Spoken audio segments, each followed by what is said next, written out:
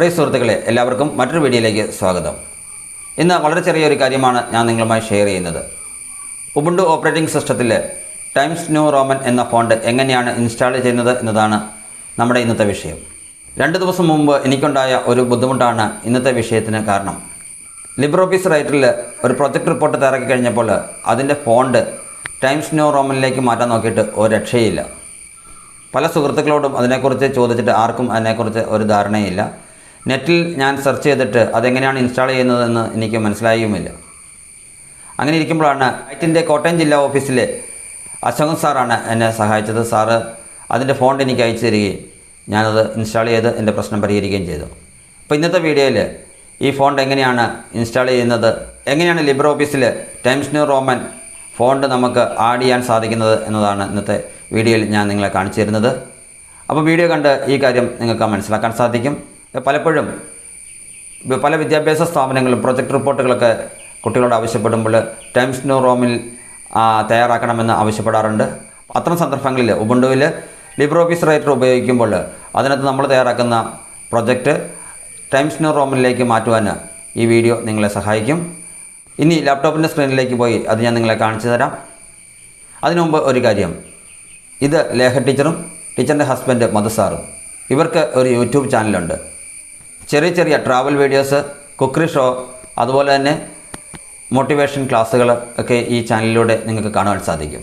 എന്നാൽ പോകുന്നത് world tourism മാപ്പിൽ അടയാളപ്പെടുത്തിയിട്ടുള്ള സ്ഥലങ്ങളിലൊന്നായ കുമരകത്തേക്കാണ്. എൻ്റെ പ്രിയപ്പെട്ട സബ്സ്ക്രൈബേഴ്സ് ഇവരുടെ ചാനൽ ഒന്ന് സന്ദർശിക്കുകയും ഇവരെ ഒന്ന് സബ്സ്ക്രൈബ് ചെയ്ത് സപ്പോർട്ട് ചെയ്യുകയും ചെയ്യണമെന്ന് ഞാൻ അഭ്യർത്ഥിക്കുകയാണ്. ഇവരുടെ ചാനലിൻ്റെ ലിങ്ക് ഞാൻ എൻ്റെ ഡിസ്ക്രിപ്ഷൻ ഏരിയയിൽ ഉൾപ്പെടുത്തിയേക്കാം. ഇനി നമുക്ക് വിഷയത്തിലേക്ക് കിടക്കാം. ഫോണ്ട് ഇൻസ്റ്റാൾ ചെയ്യണമെങ്കിൽ ആദ്യം തന്നെ ഫോണ്ട് ലഭ്യമാകണം. കുറച്ച് മെനക്കെട്ട് സെർച്ച് ചെയ്താൽ നെറ്റിൽ നിന്നും ഫോണ്ടുകൾ ചിലപ്പോൾ നമുക്ക് ലഭിച്ചേക്കാം. എനിക്ക് സാറ് നൽകിയ ഫോണ്ട് ഞാൻ നിങ്ങൾക്ക് ഷെയർ ചെയ്യാം. വീഡിയോയുടെ താഴെ ഡിസ്ക്രിപ്ഷൻ ഏരിയയിൽ നൽകിയിരിക്കുന്ന ലിങ്കിൽ ക്ലിക്ക് ചെയ്തുകൊണ്ട് ആവശ്യമുള്ളവർക്ക് ഇത് ഡൗൺലോഡ് ചെയ്തെടുക്കാവുന്നതാണ്. ഇനി എങ്ങനെയാണ് ഇൻസ്റ്റാൾ ചെയ്യുന്നതെന്ന് നോക്കാം. ഹോം ഫോൾഡറിൽ ഡൗൺലോഡ്സിലാണ് ഞാൻ ഈ ഫയൽ ഡൗൺലോഡ് ചെയ്തിട്ടിരിക്കുന്നത്.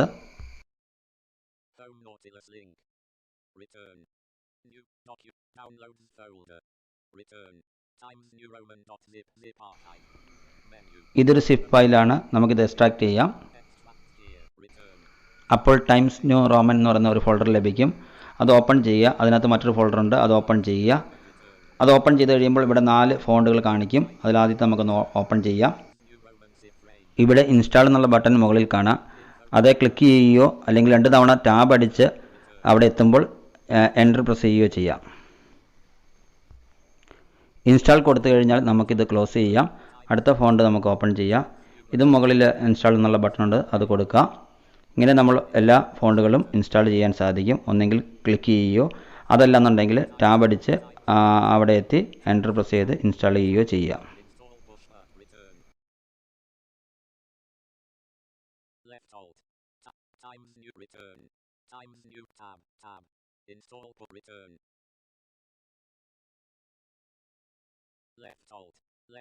ഇനി നമുക്ക് ഫോണ്ട് ആഡായോ എന്ന് നോക്കാം. അതിനുവേണ്ടി ലിബ്രെ ഓഫീസ് റൈറ്റർ ഞാൻ ഓപ്പൺ ചെയ്യുകയാണ്.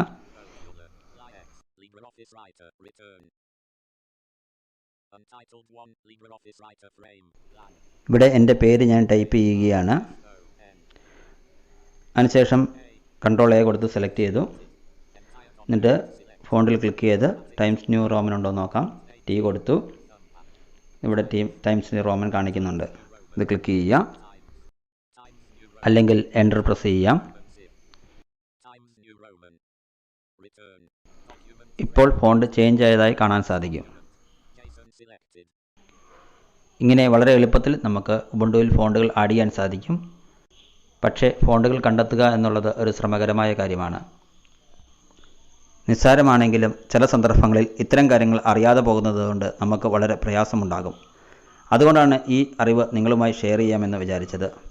ഇന്നത്തെ വിഷയം നിങ്ങൾക്ക് ഇഷ്ടമായെന്ന് വിചാരിക്കുന്നു. ഇഷ്ടപ്പെട്ടെങ്കിൽ ലൈക്ക് ചെയ്യുകയും വീഡിയോയെക്കുറിച്ചുള്ള അഭിപ്രായങ്ങൾ കമൻറ്റ് സെക്ഷനിൽ രേഖപ്പെടുത്തുകയും ഇതുവരെ ഈ ചാനൽ സബ്സ്ക്രൈബ് ചെയ്തിട്ടില്ലെങ്കിൽ ചാനൽ സബ്സ്ക്രൈബ് ചെയ്യുകയും ചെയ്യുക. ഒപ്പം ഈ വീഡിയോ എല്ലാവർക്കും ഷെയർ ചെയ്ത് കൊടുത്ത് എന്നെ സപ്പോർട്ട് ചെയ്യുകയും ചെയ്യുക. നമുക്ക് മറ്റൊരു വിഷയമായി അടുത്ത വീഡിയോയിൽ കാണാം. എല്ലാവർക്കും നന്ദി.